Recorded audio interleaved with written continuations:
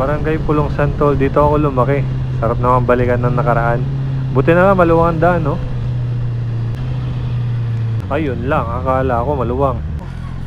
Meron natang Flores de Mayo. Nakasarata yung daan, naka-counterflow ng iba, oh. Sakto, nagmamadali pa naman tayo.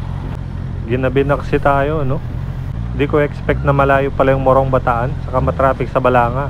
Ang haba ng traffic, grabe. Eto, tanaw ko na yung nasa pinakahulihan. Ito na ata yun.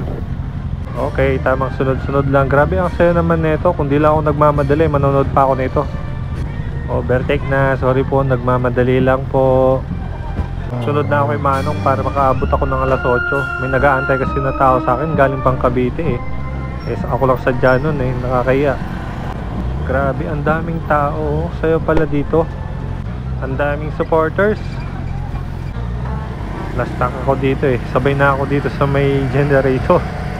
Pasensya na, kailangan ko na talagang makauwi.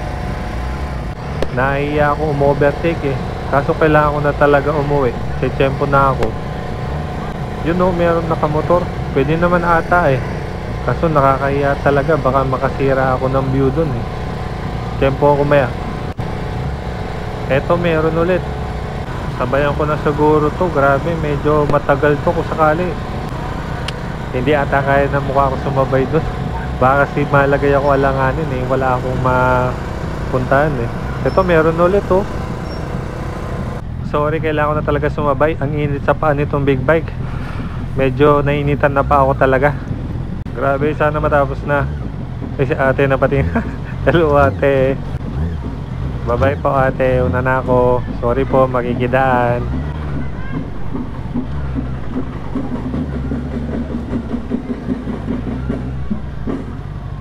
Grabe, ang saya, oh. Ang haba pala nito. Ang dami palang nakagayak, oh.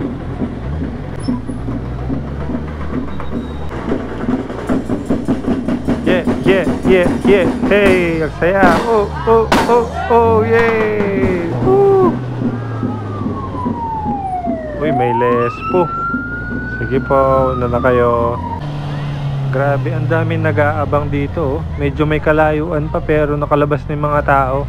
Nakakatuwa lang isipin na yung tradisyon dito, eh, buhay na buhay pa. Kasi sa ibang lugar wala na ito, eh. Oh, ang dami hanggang dito, oh. Solid yung mga tao din, eh, oh.